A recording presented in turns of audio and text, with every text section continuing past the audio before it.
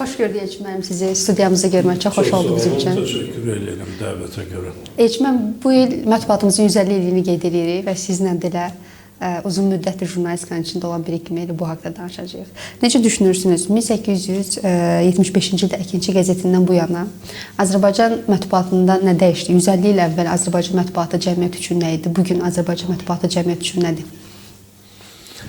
Təbii üstündən 150 il keçib, tamam belə deyək də, 2 əsrin 19-cu əsr, 20, bu da 21-in də 4də biridir.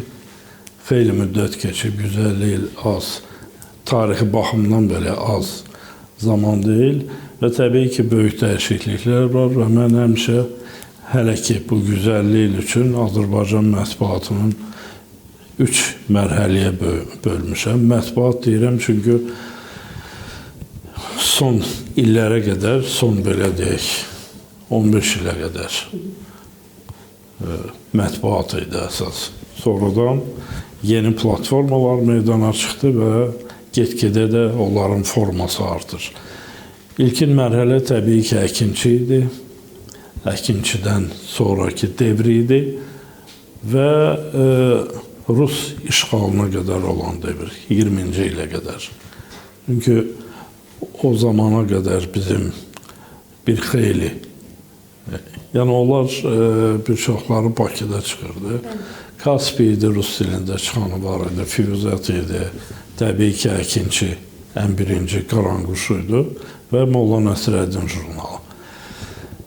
Azərbaycan dilli mətbuatın problemi ondan ibarət idi ki, əhali az savadlı idi və Bakının özündə də Azərbaycanlıların oxuya bilənlərin sayı az idi. Yəni, Əkinçi bir növ elə ona görə də çox uzun sürmədi. İndi Kaspi idi, onlar Rus dilində idi, orada bir cəmiyyət var idi, camiyə var idi və oxuyanların sayı da xeyli çox idi. Molla Nəsrəddinin bir çoxları nədən məhz karikaturadan istifadə elədiyini deyəndə mənim öz subyektiv fikrimdir. Orada mətn az idi. Əsas o zaman üçün görüntü idi və insanlar oxuya bilməyənlər belə o şəkillərə, rəsmlərə, karikaturalara baxıb nəsə başa düşə bilirdilər. Altından da bir-iki nəsə yazılırdı. Təbii ki, Mirzə Ələkbər Sabir, Abbas Səhət kimi, Cəlmə Mətquluzadə kimi əjdahalar var idi orada. Daha sonra təbii Rus işğalından sonra bütün bunlar yavaş-yavaş məhv olub getdi və Sovet devrinin jurnalistikası meydana gəldi. Mən Sovet devri jurnalistikasına təbii o vaxtın ştampları var idi, ideoloji ştamplar idi. O çərçivələrdən qırağa çıxmaq mürəkkəb idi. Amma əsl ustalıq da ondan ibarət idi ki, sətr altı mənalar var idi və əsasən deyilirdi ki, qızım, sənə deyirəm, gəlinim, sən də eşit. Böyük ustalıq idi. Elə oliqarik formalardan istifadə oluna bilirdi. Elə, demək, ustalıq var idi cümlənin qurulmağında, süjetin qurulmağında ki, bəlkə də indi o cür ustalığı axtarsan çox nadir hallarda tapırsan. Çünki indi nisbətən xüsusən də demək 90-cı ildən bərini deyirəm. O zamanlar 88, 89, 90 və 90-cı illərin ortaları indinin özündə də müəyyən platformalarda bu şeylər mövcuddur. Gözünü yum, ağzını açdı. Yəni, sözü demək asandı. Və o zamanlar hətta bir sıra hallarda mən indi qəzet redaktoru olmuşam və heç zaman, yəni bizim özümüzün etik qaydalarımız var, normalar var, özümüz səs verib qəbul eləmişik onu və həm də heç o etik norma olmasa belə Azərbaycanın qanunları var, kütləvi informasiya vasitələri haqqında qanun idi. İndi media haqqında qanunda ad dəyişib, yəni məğzi dəyişmir. Onda biz, məsələn, zerkalada yaxud aynada yazanda heç vaxt, belə deyək, məktublar olurdu, zənglər olurdu, deyirdilər ki, bəs mus deyincə bir dəfəlik Mustafa deyin. Söhbət nədən gedirdi? Hər hansı bir qəzetdəsə, hardasa yazılırdı ki, bəs filan məmur rüşvətxordur, filan məmur korrupsionerdir, nə bilim, nədir. Verirdilər məhkəməyə, heç nədə sübut eləyə bilmirdilər. Çünki bütün dünyada belədir. Rüşvəti, korrupsiyanı sübutu yetirmək məhkəmə yolundan ən çətin məqamlardan biridir. Və bunu sən sənədlərlə, yaxud nə bilim, şahidlərlə sübuta yetirə bilmirsənsə, sən qəzet olaraq, jurnalist olaraq bunu yaya bilməzsən. Bu artıq böhtandır. Yəni, hüquqi cəhətdən sən insana böhtan atırsan, yalancı deyirsən ona, amma soruşanda deyirlər, görmürsən bunun nə bilim, maaşı 150 manatdır, sürdüyü maşın 150 min manatlıqdır. Bu necə olur? Hə, olur, sual doğurur, amma bunu sübut eləmək lazımdır. Çünki yoxlayanda görürsən ki, həmin maşın onun rəhmətliyin nənəsinin adınaymış. Nənə də yoxdur, yəni ona heç nə eləmək mümkün deyil. Ona görə, məsələn, zerkalanın tarixində heç bir ona belə işlərə görə bizə məhkəmə açmamışdılar. Açanda da uduzmuşdular. Əlimizdə sənəd var idi. Kiçik bir ekskursiyadan sonra elə gəlin sizin yaratdığınız Anne Zerkalo qəzet haqqında danışaq. Onun fəaliyyəti dövründə, çap qəzeti kimi fəaliyyət dövründə necə qiymətləndirərdiniz siz özünüz onu rəhbər olaraq? Siz ümumiyyətlə qəzetləri nəzərdə? Sırf sizin rəhbəri elədiyiniz Anne qəzetindən gedir söhbət. Valla, hər şeyin bir devri olur və qəzetlərin ölmə zamanı hələ çatmayıb, tam ölməyib. Yəni, onun haqqında, qəzetlər haqqında ölüdür demək olmaz, amma Azərbaycanda koma vəziyyətindədir. Yəni, ölməyə bir şey aparatdan açsan, öləsidir. Amma dünyada bu tendensiya yoxdur. Bəli, yeni platformalar əmələ gəlib, texnoloji cəhətdən xeyli irəli gedən məqamlar var. Amma bu kino və teatr kimi bir şeydir. Çünki kino, sinema, sinematoqraf əmrə gələndə hamı dedi ki, teatr öldü. Amma teatr ölmədi. Qəzetlər də hələ ki, bəlkə 50 ildən sonra tamam başqa bir forma olacaq. Amma qəzet jurnalistika deməkdir. Qəzet ilk növbədə yazı yazmaq qabiliyyətidir. Bir çox hallarda bizdə indi savadlı yazı yazmaq, yaza bilənlərin sayı xeyli azalıb. Mən deyə bilmərəm ki, hamı savadsızdır, xeyr.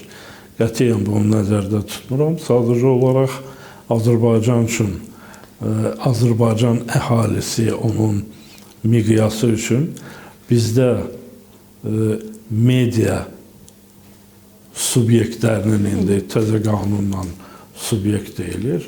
Subyektlərinin sayı həddindən artıq çoxdur. Mən hələ bəlkə 25 il bundan əvvəl də deyirdim ki, bəli, Azərbaycanda qəzetlərin sayı artıb, keyfiyyət azalıb, amma fizikanın belə bir qanunu var ki, kəmiyyətin keyfiyyətə keçmək qanunu. Deyirdim ki, darıxmayın, bəs bu kəmiyyət keyfiyyətə keçəcək. Amma əksinə oldu. Hələ də Azərbaycanda bu qanun işləmir. Hər halda bizim media sahəsində. Kəmiyyət get-gedə artır, platformalar dəyişir, müasirləşir hər şey. İndi amma bizdən gəlməyib bu müasirlik. Biz sadəcə istifadə edirik. Amma eyni zamanda da Məsələn, qəzetdə korrektor deyə bir peşə var idi. İndi heç bir saytda belə bir peşə qalmayıb. Yəni, hamı tez çevik olmağa çalışır, tez yazım, ötürüm, hamını qabaqlayım. Təbii bu çeviklik lazım olan bir şeydir. Amma bir də görürsünüz ki, məsələn, bizdə bugün sözü Azərbaycan dilində ayrı-ayrı yazılır. Hamımız bitişik yazırıq. Nəyə görə? Çünki Türkiyədə bitişik yazırlar. Bizdə savadsızlıq, mən buna deyirəm. Məsələn, hamı deyir Fars körfəzi. Azərbaycan dilində Fars körfəzi deyə məfhum yoxdur. İran körfəzi var. İngilis dilində, Rus dilində deyirlər Persian Gulf, Persiyski zaliv, onun bizə aidiyyəti yoxdur. Bizim öz dilimiz var. Və onun adı İran körfəzidir. Və bir çox belə xırda məqamlar var ki, biz bunları nəzərə almalıyıq. Daha sonra qəzetdə, məsələn, müxbir yazını yazırdı, özü sonra bir də oxuyurdu. Bunun şöbə müdürü var idi, o oxuyurdu, sonra redaktoru oxuyurdu, sonra lazımsa redaktor mavini oxuyurdu, sonra baş redaktor oxuyurdu, korrektor oxuyurdu və qəzet səhifələnib ortalığa çıxandan sonra bir növbətçi redaktor da var idi ki, o qəzetə baxırdı, başlıqları yoxlayırdı. Hətta normal qəzetlərdə, Azərbaycanda mən beləsinə rast gəlməmişdim, başlıq üzrə xüsusi redaktorlar olurdu. Onlar yazını oxuyub, başlığı düşünürdülər, başlıq qoyurdular. Bu saat bizdə ümumiyyətlə belə bir anlayış yoxdur, heç cür. Və qəzetin də bir şeyi var idi, deyir, necə deyim sizə, o kağıza ki, köçürüldü, çıxdı, ondan sonra o yazını çıxartmaq yaxud məhv eləmək mümkün deyil. Saytlarda təəssüf ki, bir də görürsən, hansısa məmur yaxud kiminsə nəsə xoşuna gəlmir və redaksiyaya təzyiqlər başlayır ki, bu yazını çıxart, başlığı dəyiş, nə bilim neynə. Orada mümkün deyil. Düzdür, belə deyək də, sözün yaxşı mənasında dinozavrlardır və dinozavrlar onların öhdəsindən gəlmək çətin idi. Amma buzlaq devri gələndə dinozavrlar qırılır. Sizcə Azərbaycan mediasına o buzlaq dövrü nə vaxt gələcək ki, o dinozavrlar artıq mediaya təsir edə bilməyəcək? Yəni biz artıq buzlaq devrindəyik. Yubileyimizdir. Keçəcək və mən öz tərəfimdən çalışacağım ki, bu buzlaq dövrü olmasın. Və belə düşünürəm ki, məni kimi düşünən bir çox həmkarlarım və bəlkə də hamımız bunun olmağını istəmirik. Çünki bu buzlaq dövrü tək qəzetləri məhv eləmir. Bu buzlaq dövrü ümumiyyətlə jurnalistikanı məhv eləyə bilər və informasiyasız cəmiyyət də belə deyək, müdafiəsiz çağıya bənzəyir. Yəni sən dünyadan xəbərin olmayanda zərbənin hardan gələcəyindən də xəbərin olmur. Buna isə yol vermək olmaz. Bu, ölkənin milli təhlükəsizliyi deməkdir. Ona görə də jurnalistika yalan yazanda ali məqamlarda yanlış qərarlar qəbul edə bilərlər. Ona görə o baxışa belə deyək, dərinlik vermək üçün media var, jurnalistika var. Sən baxıb bir şey görürsən, amma ola bilsin ki, başqa şeyləri görmürsən. Məsələn, indi lətifəsi bizə aid olmasın. Kərkədanlar kənarı görə bilmir, ancaq qabağı görür. Və ona görə də əgər üstünə kərkədan gəlirsə və əsəblərin möhkəmdirsə, o yaxınlaşanda bir adım qırağa atan kimi o çaşıb düzünə gedəcəkdir. Yəni biz kərkədan kimi hərəkət eləməməliyik. Biz ətrafı görməliyik. Ətrafı görmək üçün də 100% media, jurnalistikaya ehtiyac olmalıdır, amma yalançı yox, dürüst jurnalistliyə. Siz 2006-cı ildən bəri Azərbaycan Jurnalistlər Birliyində rəhbərisiniz. Elçin müəllim, bəziləri bu təşkilatı pasiv fəaliyyətinə görə tənqid edirlər. Bizə maraqlı idi nə qədər üzvünüz var. Ümumiyyətlə Azərbaycan Jurnalistlər Birliyi Azərbaycan mediasına, mətbuatına təsiri varmı? Hal-hazırda yoxdur. Azərbaycan Jurnalistlər İttifaqı 1959-cu ildə yaradılmışdı və yeganə təşkilat idi, ən yaşlı təşkilatdır. Azərbaycan Jurnalistlər Birliyinin yubileyini 2009-cu ildə Berlində keçirə bildim mən, amma Bakıda keçirə bilmədim. Müxtəlif səbəblər var. O zaman bizə rəhbərlik eləyən, bizim sahəyə rəhbərlik eləyən adamlar nəysə problemlər var idi onlarla. İndi gediblər dallarından danışmaq olmasın, amma jurnalistikanı məhv elədilər. Nədən mən Berlində o yubileyi keçirə bilirəm? Almaniya Xarici İşlər Nazirliyinin bizim bölgəyə baxan nümayəndələri gəlib iştirak eləyir, amma Bakıda mənim imkanım olmur.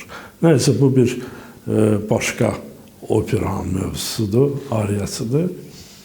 Hal-hazırda demək, Jurnalistlər Birliyi 90-cı ildə SSR Jurnalistlər İttifaqının tərkibindən çıxan ilk təşkilat olub. Yanvar hadisələrindən sonra və ondan sonra heç yerdən maliyyə almayıb. Maliyyəsiz çətindir, mümkün deyil və tendensiya da elə oldu ki, orada mən özüm də iştirak eləmişdim. Mətbuat Şurası yaratdıq. Gözlədiyimi mən hər halda ala bilmədim. Elə həmin dediyim rəhbərlik Mətbuat Şurasına məhv elədi, yəni məramlarından qırağa çıxartdı. Mətbuat Şurası indi çalışır, yeni adamlar gəlib, yeni rəhbərlik gəlib. İndi işlərinə uğur arzulayıram. Mən o təşkilatdan 2014-də çıxdım. Hərçənd onun təsis edilənlərdən biri də Azərbaycan Jurnalistlər Birliyi olub bir tərəfdən, Ayna Zerkalada o biri tərəfdən. Və indiki halda Azərbaycan Jurnalistlər Birliyinin bir adı qalıb. Ortalıqda elə bir şey yoxdur. Düzdür, üzvlərinin sayı var, üzvləri var, amma indiki şəraitdə belə yəni elə bir təsiri yoxdur. Çünki jurnalist təşkilatlarının sayı 250-dən artıqdır. Məndə siyahı var, yəni Jurnalistlər Birliyi olaraq. Demirəm ki, hamısı işləyir, amma onların heç birinə sual verən yoxdur ki, ay, filan jurnalist təşkilatı sən nə edirsən? Amma AJB adı var üstə, adı var da indi, ortalıqda bir şey yoxdur. Jurnalistika ilə bağlı digər bir peşə birliyi də siz dediniz ki, Mətbuat Şurasıdır, 2014-cü ildən ayrılmış orada. Ondan sonra fəaliyyətin qurultaylarını izləyirsinizmi? Hər hansısa bir fikrinizi öyrənmək istəyirdi bu şurada? Yox, izləmirəm. İzləmirsiniz? Yox, izləmirsən deyəndə ki, xəbərim var təbii ki, amma iştirak eləmirəm, çünki yeni tərkib demək seçilmə ərəfəsində mənə dedilər ki, gəl tök daşı ətəyindən. Qayıt dedim, yoxdur indi. Minmək bir ayıb, düşmək başqa, düşmək bir ayıb, minmək başqa bir ayıb. Amma işləsinlər də uğurları bol olsun. Jurnalistika anlayışı da indiki dövrdə dəyişib Elçin müəllim. Bugün belə bir fikir var ki, hər əlində telefon olan artıq jurnalist ola bilirlər. Siz bu fikirlə ümumiyyətlə razısınızmı və belə olan halda bu peşəyə yiyələnən insanların işi nə olmalıdır? Əgər hər kəs öz problemini işıqlandıra bilirsə, biz niyə varıq? Demək, Azərbaycanın anayasasında, konstitusiyasında belə bir maddə var ki, istənilən vətəndaş informasiya axtara, toplaya və onu yaya bilər. Bu hüququ biz heç kimin əlindən ala bilmərik. Amma informasiya axtarmaq və onu yaymaq burada ustalıq lazımdır. Jurnalistika isə peşədir. Məsələn, jurnalistikadan başı çıxmayan adam, ümumiyyətlə bunun peşə olduğunu anlamayan adam heç cür, yəni mən onun dediyinə inana bilmirəm. Düzdür, nəyisə çəkib göstərir. Yəni şəkilə mən heç nə deyə bilmərəm, amma indiki zamanda türklər yapay zəka deyir, biz Süni intellekt. Süni intellekt deyək, süni zəka deyək. Onun vasitəsilə elə videolar hazırlayırlar ki, ona deepfake deyirik. Məsələn, mənim adımdan özümün qarşıma çıxmayıb, çünki mənə o, belə deyək, mənim qarşıma çıxmamalıdır o. Güya mənim adımdan, mənim şəklimdir, səsimi də düzəldiblər ki, bəs filan banka, nə bilim, pul qoyun, 1-ə 5 qazanacaqsınız. Çünki mənə zənglər oldu ki, sən belə bir şey deyibsənmi? Dedim ki, sən inanırsan ki, mən banki reklam edeyim belə. Yəni, belə şeylər var, hətta dövlət başçısının da deepfake-ini yaradırlar. Bu, təbii ki, jurnalistika deyil, bu xuliqanlıqdır, hoqqabazlıqdır və cinayətdir. Ona görə mən, məsələn, BBC-yə inanaram, amma TikTok'dakı hansısa bir, nə bilim, tanımadığım bir adam mənə nəsə qışqırsa, sübut eləsə belə, mən ona inanmayacağım, çünki bu adam jurnalist deyil. İndi bloger deyə bir şey yayılıb, olsun da indi bir təhə, amma onlar da jurnalistikadan, məsələn, jurnalist bloger ola bilər. Amma blogerin jurnalist olmağı xeyli mürəkkəb məsələdir. Onun üçün gərək adam geçsin bir də məktəb oxusun və ümumiyyətlə bu peşənin nə demək olduğunu anlasın. İnformasiyanın nə demək olduğunu anlasın və onu ötürməyin üsullarını da bilməlidir. Siz özünüz yeni media ilə ayaqlaşırsınızmı? Məsələn, sosial mediada nə qədər aktivsiniz? Siz, məsəl üçün, qeyd edirsiniz ki, mən BBC-də gedən xəbərə inanaram, nəinki TikTokda. Amma bugün reallıq tamamilə fərqlidir. Azərbaycan cəmiyyəti nəyə inanır? Niyə ona inanır? Mən sizə deyim də, ümumiyyətlə, dünyanın hər yerində belədir. Ciddi oxucu ən çox 20% təşkil edir. Yerdə qalan qeyri-ciddi şeylərə daha çox meyillidir. Məsələn, bu misalı çəkmişəm dəfələrlə, amma yenə də çəkirəm.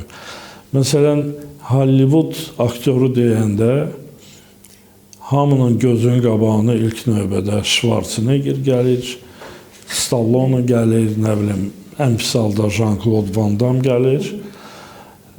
Amma bir düşünün, görün, bunların hər hansı biri Oscara nominant olubmu? Yox.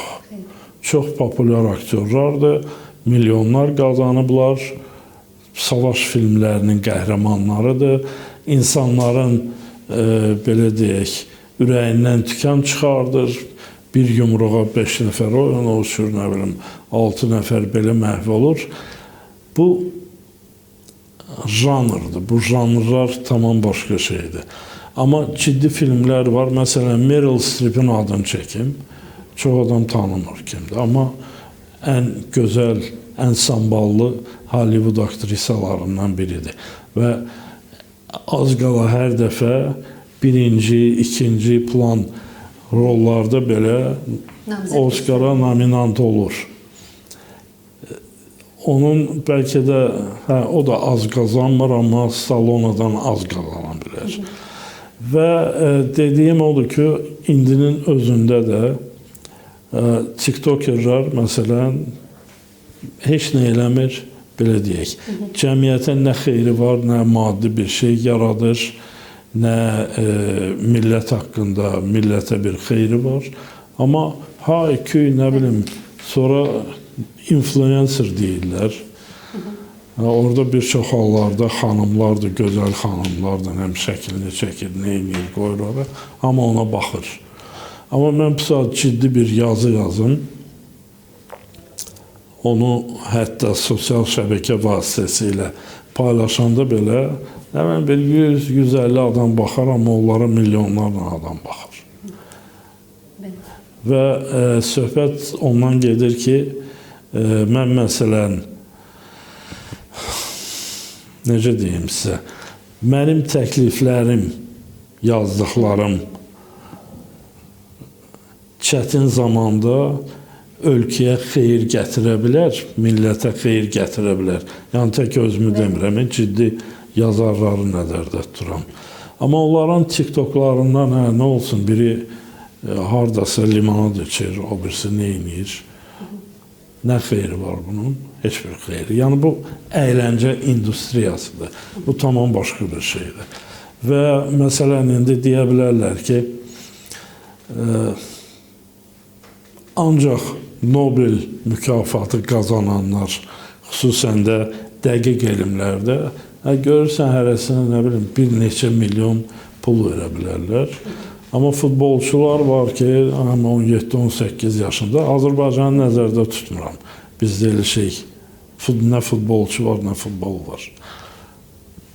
Onlar az qalan milyarderdirlər. Nə eləyir? Top qovur. Xoşlayıram, mən futbolu çox xoşlayıram. Amma o, belə deyək... Cəmiyyətə xeyri baxımından çox fərq var arasında. Hə, onlar hamısı əyləncə industriyasıdır. Orada pul var, amma alim, Nobel mükafatı qazanan alim belə, onların bir çoxu o pulu uşaq evlərinə verə bilər. Yaxud hansısa bir yeri verir. Bu birisilər də düzdür, futbolçular da xeyli iyanələr eləyirlər, amma dediyim odur ki, onların da zəhməti var, amma o tamam başqa bir industriyadır. Yüngül şeylərə pul daha tez gəlir. Bu ciddi oxucu faizi həmişəmi 20% olur Elçin müəllim? Yəni və bugünkü Azərbaycan 15%, 25%, amma ondan artıq deyil. Bugünkü Azərbaycan reallığı nə göstərir bizə? Getdikcə ciddi oxucu azalacaq yoxsa artacaq? Bizdə ciddi oxucu kütləsi azalmaqdadır. Nəyə görə? Bəlkə də qalır intihası, onu gərək sosioloji bir sorğu keçirib anlayasan. Hamı telefonlardadır. Telefonlarda ancaq qısa məlumatlara baxmaq olur. Yəni, platformanın özü belədir. O qısa xəbər verilə bilər ki, Azərbaycanlı İranda prezident seçildi. Yaxşı xəbərdir, qısa verildi. Amma bunun nədən belə olduğu, nə üçün Azərbaycanlı prezident seçilə bildiyini ciddi bir analitik yazıdan başa düşmək olar. Yəni, o yazı yazılmalıdır.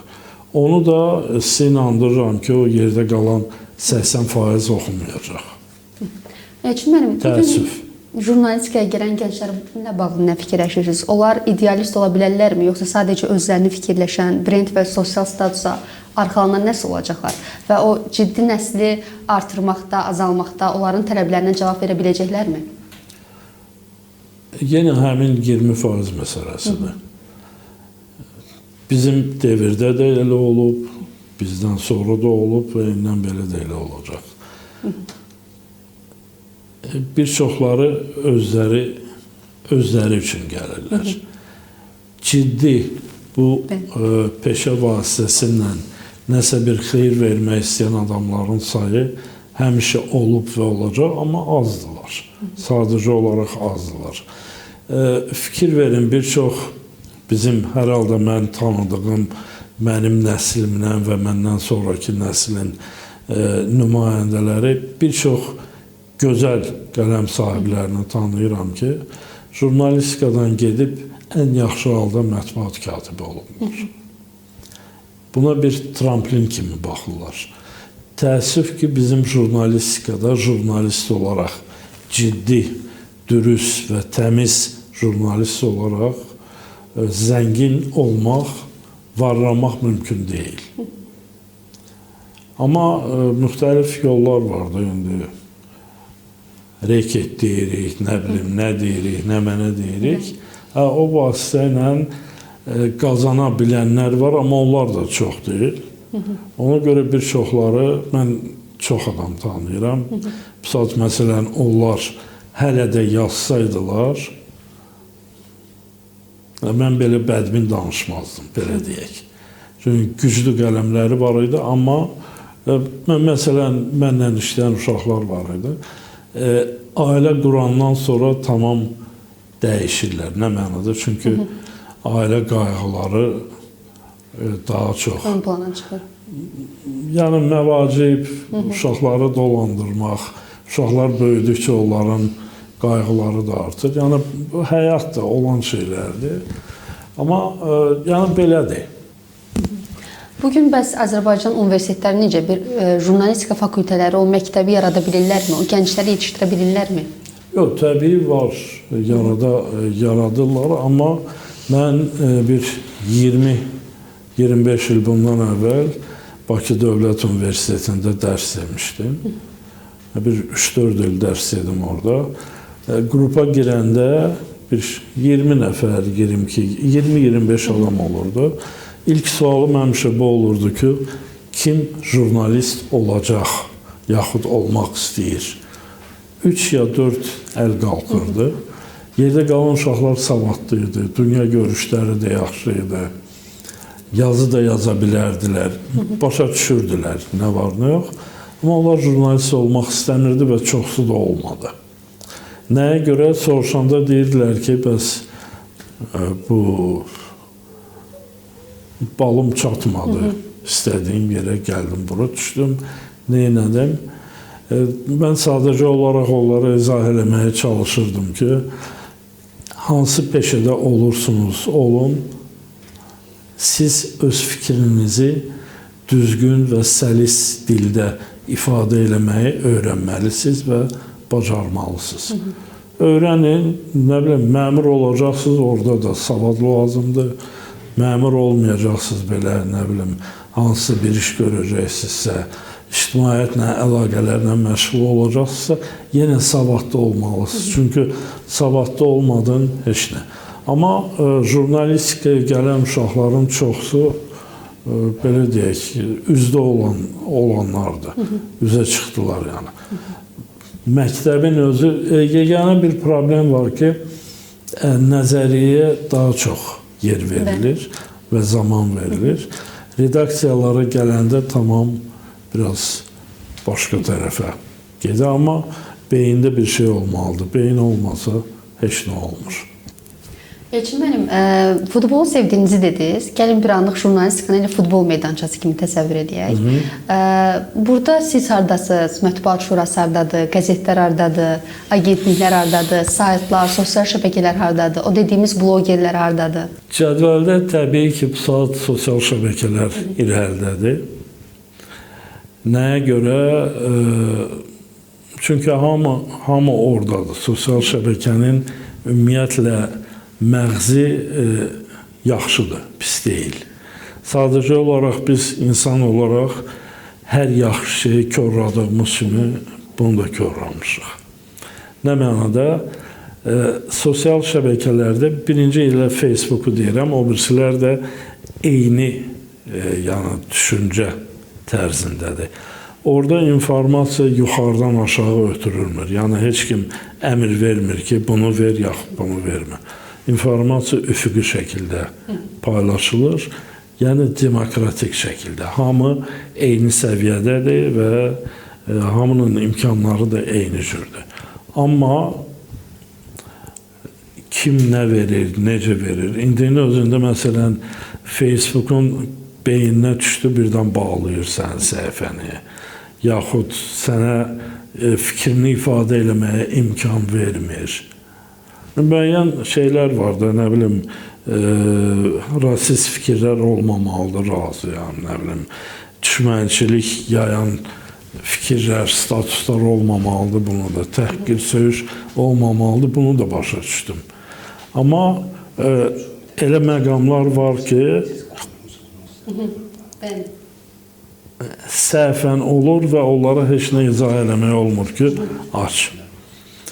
Sonra ikinci yerdə təbii ki, saytlar gələcək. Yəni, çevikliyinə görə deyirəm. Üçüncü yer YouTube kanallardır. Dördüncü yer ənənəvi televiziyalardır. Təbii radiolardır. Və qəzetlər belə də o ikinci, yəni köməkçi heyətin o skamyada ən belə küncündə oturanlardandır.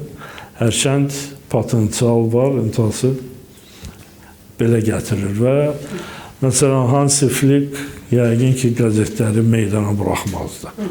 Ansu Fatini buraxmadığı kimi. Bəs hücumçu kim olardı, müdafiəçi kim olardı, kim qapıda durardı, kim bir-birinə zərbə vurardı? Onlar biraz çox futbol sayağı olardı. Yəni, hücuma keçənlər təbii sosial şəbəkələrdir. Ondan sonra saytlar olar. Çevikliyinə görə deyirəm. Amma söhbət ondan gedir ki, insanlar biz stadiona gələnləri də nəzərə almalıyıq. Məsələn, dünən El Clasico idi. Barcelona ilə Real'ın oyununa stadionda iynə atsanız yerə düşməzdi yəni. Bu ondan irəli gəlir ki, ortalıqda kontent var, məğz var. Əgər siz yazı yazırsınızsa, ortalığa problem qoyursunuzsa, onun həlli yollarını belə göstərirsinizsə, onda tamaşaçı sizin oyununuza gələcək. Yox, sən bunu eləmirsənsə, tamaşaçı gedir sosial şəbəkəyə və kimin ağlı nə kəsdi, onu da deyir. Problem bundadır. Bəs biz komanda şəklində oynaya bilirik, yoxsa hər kəs ancaq özü fikirləşir ki, mən qol vurmalıyam? Təəssüf, Azərbaycan bir millət olaraq əlbəyaxa döyüşlərdə yaxşıdır, təkbətək döyüşlərdə, amma komandada hələ ki oynamağa bacarmırıq, alınmır. Çox mürəkkəb şeydir komandada oynamaq, amma alınmır. Mən məsələn, çox belə deyək də, sizdən böyüyəm. Neftçinin SSR vaxtında oynadığı məqamlarda orada çox millətli komanda idi. Ermənisindən tutmuş Malakanlı Azərbaycanlısına qədər var idi. Mən bilirdim ki, bir də görürsən ki, tutalım. Deyirdilər ki, Markarov deyirdi ki, Tuayevə top verməyin. Elə şey olmayıb, amma təxminən olurdu. Deyirdilər ki, Smolnikov, Stikolnikovla dalaşdı, ona görə bu buna pas verməyəcək. Elçiməm, əvvəllər ilin ən yaxşı jurnalisti nominasiyaları olurdu. Hətta Azərbaycan Jurnalistlər Birliyi özü də jurnalistləri heç vaxt diqqətdən kənarda saxlamırdı. Bəs sizə görə ən yaxşı jurnalist necə olur? Valla, ən yaxşı jurnalisti təyin eləmək və kiməsə mükafat vermək istənilən halda subyektiv bir şeydir. Çünki mənim bəyəndiyim, mənim xoşladığım yazınımı, yazının müəllifini siz bəyənməyə bilərsiniz və soruşanda niyə bəyənmirsən, ortalığa argument də qoyacaqsınız ki, filan məsələlərə görə. Ona görə belə bir şeydir də, il əgər 365 gün yox, 50 gündən ibarət olsaydı, onda problem azalardı. 50 gündən bir jurnalist ilin ən yaxşı jurnalistini seçərdik, heç kim də inciməzdi. Amma 365 gün biraz uzun gəlir. O 364 günü həzm eləmək, gözləmək istəyənlər az olur. Həsən bəy Zərdabidən bu yana siz ən yaxşı jurnalistləri, bayaq kimi sanan desək, ən yaxşı oyuncuları kimlər düşünürsünüz? Ad çəkmək olar? Yox, çəkə bilmərəm. Nəyə görə? Çünki hərənin öz yeri var, hərənin öz dövrü olub və mən burada tutalım Nəcəf Nəcəfov deyib, nə bilim, bir başqasının adını çəkməsəm düzgün olmaz. Çünki Nəcəf Nəcəfov komanda yığıb, komanda deyəndə mən redaksiyanı nəzərdə tuturam və o zaman kütlə var idi. Yaxşı mənada kütlə və həmin kütlə yetişməsəydi, Nəcəf Nəcəfov da yetişə bilməzdi. Yaxud, nə bilim, bir başqası da yetişə bilməzdi. Ona görə ad çəkmək çox çətindir. Komanda bax buradadır. 150 ili deməyək, 15 ili deyək. Ən yaxşı oyuncular kimdir? O skamyada oturanlar kimdir? Ehtiyat skamyada oturanlar kimdir? Yox, mənim tanımadığım çox adamlar var, ona görə demək istəmirəm. Yəni bir şey demək istəmirəm. Tanıdıqlarım da var, tanımadıqlarım da, amma bayaq dediyim bir məqam da var, onu bir də qeyd eləmək istəyirəm. Bu saat məsələn saytların sayı nə qədərdir? Yüzlərlə. Eləmi? Yaxın dostlarımla söhbət eləyəndə belə soruşuram, gündə neçəsinə baxırsan ümumiyyətlə? Olsun 5-6.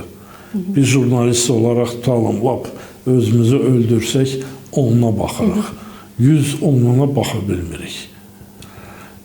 Ona görə də ola bilsin ki, o baxa bilmədiklərimdə jurnalistlər var.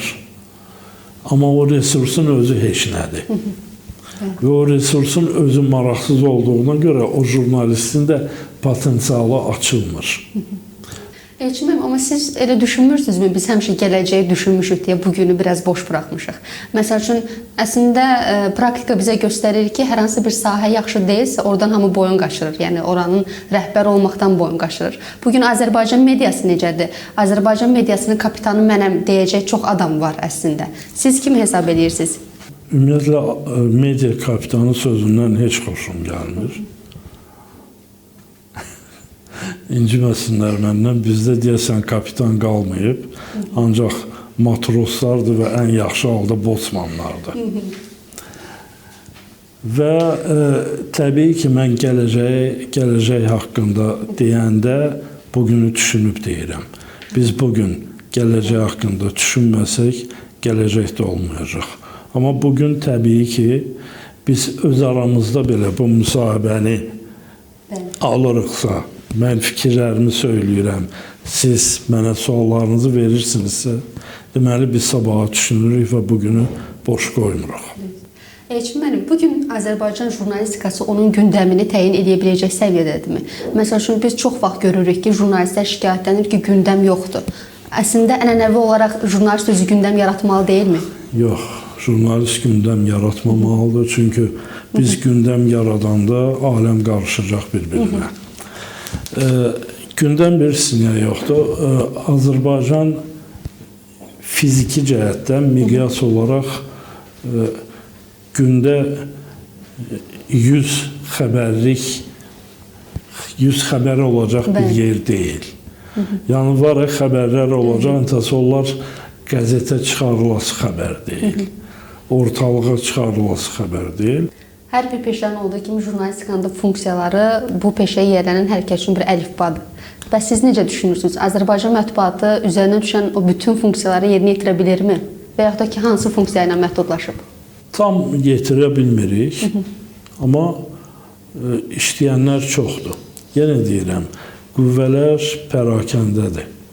Qüvvələr dağıdılıb, hərə çalışır nəsə eləsin, amma bir var milli komandadır. Bizdə yığma komanda deyirlər, yanlış deyirlər.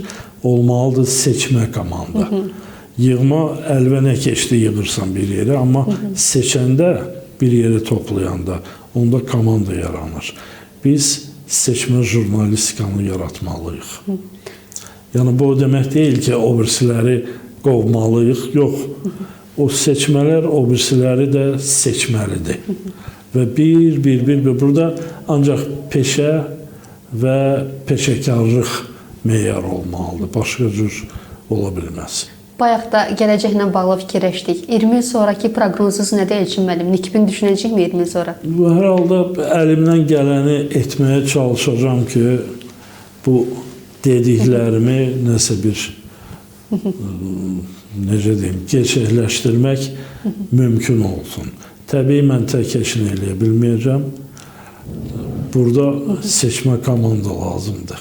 Bir-birimizi seçib, düşünüb, bir yerə toplanıb və belə deyək, o dəmir yumruq kimi yumruq olub, bu biz izah eləməliyik ki, media doğrudan da dördüncü hakimiyyətdir. Və bu dördüncü hakimiyyət digər üç hakimiyyətin düşməni deyil. Məmur təbəqəsi elə düşünür ki, media düşməndir. Xeyr.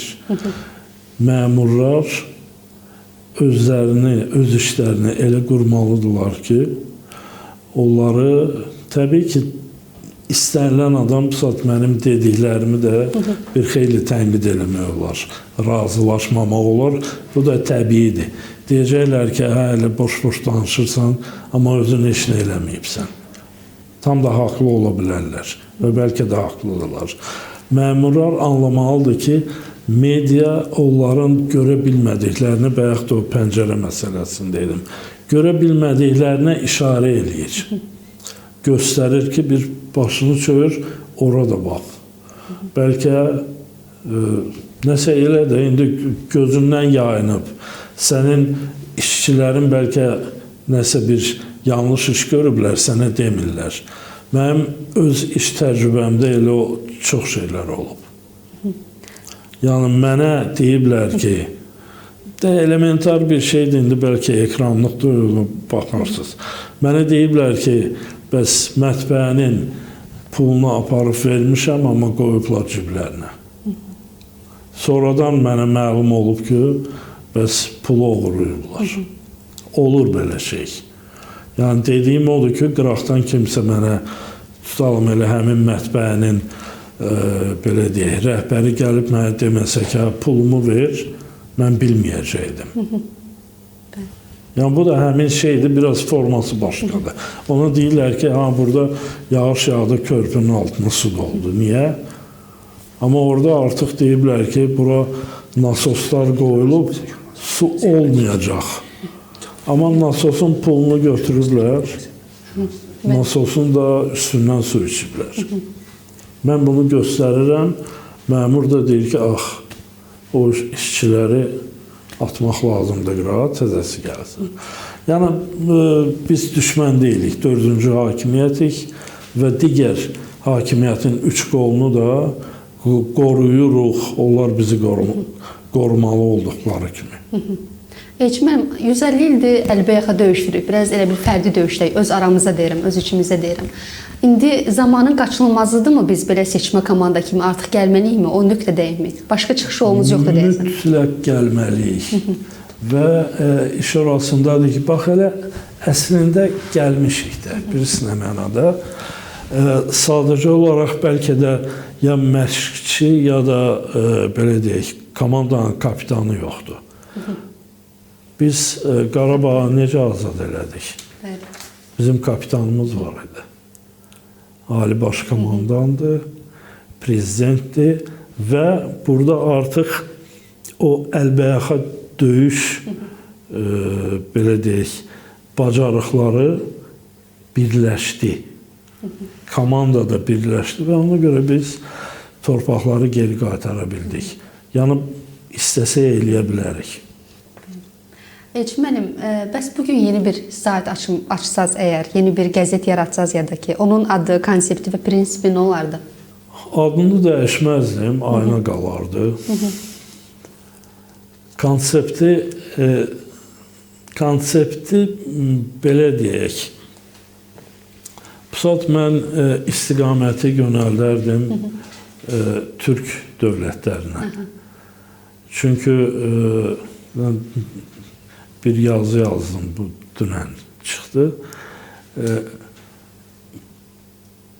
İlham Əliyev, ölkə prezidenti, dəfələrlə söyləyib, ən belə deyək, bariz nümunəsi 24-cü il fevralın 14-də onun and içmə mərasimindəki çıxışı idi və orada bir məqam var, deyir ki, bizim ailəmiz var. və bizim ailəmiz türk dünyasıdır. Mən bu istiqamətdə işləməyə üstünlük verərdim. Çünki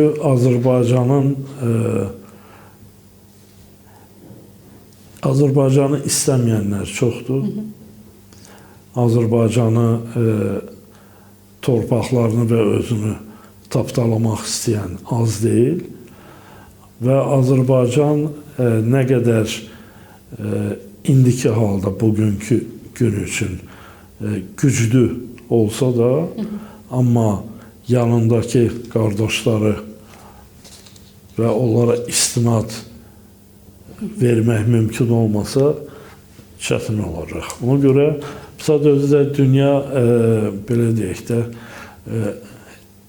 tək qütblü olmaqdan çox qütblülüyə doğru gedir. Cənab Donald Trump'ın səyləri nəticəsində indi özü bilər nə edir. Və bu tendensiya get-gedə artır. Ona görə də biz Türk dövlətləri olaraq öz güc mərkəzimizi yaratmalıyıq və bu istiqamətdə iş gedir. Ona görə mən yönü çevirərdim o tərəfə. 150 illik Azərbaycan jurnalistikasının obrazını necə düşünürsünüz? Zəhmətkeş kimi. Və Həsən bəy Zərdabi də boş yerə qəzetin adını düzdür, başqa adlar olub. Versiyalar da var ki, ancaq kənd təsərrüfatı meyilli güya olacaqmış. Ona görə əkinçi qoyub adını. Amma biz toxum sərpmişik. Demək, qədim Yunan əsatirlərində Medeya deyə bir şahzadə var idi. Və o istədiyi, səhv eləmirəmsə, Tesey olubdu. Ola bilsin adını səhv deyirəm. Teseyi istəyirmiş və Tesey də bunu, belə deyək, şahın qərarı buymuş ki, bəs kim döyüşdə qalib gəlsə, qızı ona verəcəm. Və orada bir məqam var. Əjdaha dişlərini toxum yerinə səpirlər. Və o həmin dişlər ləşkərə çevrilir, qoşuna çevrilir. Biz amma ordu, yəni pis mənada ordu yaratmırıq. Biz o maarif toxumlarını səpirik ki, cəmiyyət, insanlar, bizim millətimiz maariflənsin, savadlansın, gözü açıq olsun və 20% çönüb olsun, 80% ən azı. Azərbaycan jurnalistikasını 1-10 arası qiymətləndirsəydiniz, ona hansı qiymət verərdiniz? Dünya üzrə yoxsa... Ancaq Azərbaycan. Azərbaycan jurnalistikasını 1-10 üzrə qiymətləndirsəydiniz, ona hansı qiymət verərdiniz? Yox, onun müqayisəsi olmalıdır, ona görə soruşuram. Ümumi müqayisə edib, əlbəttə ki, dünya ilə. Eserini götürək, dünyanı götürsək, hazırki reallıqda. Reallıqda təxminən bir 9-cu yer. Ən yaxşı halda. Çünki dünya tamam başqa şeydir. Dünyada başqa geniş imkanlar var, başqa standartlar var. Məsələn, 2004-cü ildə Die Welt qəzetində olanda, onlarda hələ marka idi o zaman. Saytlarında Volkswagen şirkətinin bir günlük reklam qiyməti 24.000 Alman markası idi. Təsəvvür edirsiniz, bircə banner. O bannerların sayı da çox idi orada. Yəni, nə zaman ki, Azərbaycanda Volkswagen kimi iri şirkətlər olacaq və onlar telefonlara mesaj atmayacaq və bizim media subyektlərinə reklam verəcək o şəkildə. Onda Azərbaycan bəlkə gəlib bir 5-ci yerə çıxsın. Təşəkkür edirəm Elçin müəllimizə. Çox gözəl müsahibədir. Mən sizə təşəkkür edirəm. Çox sağ olun. Var olun.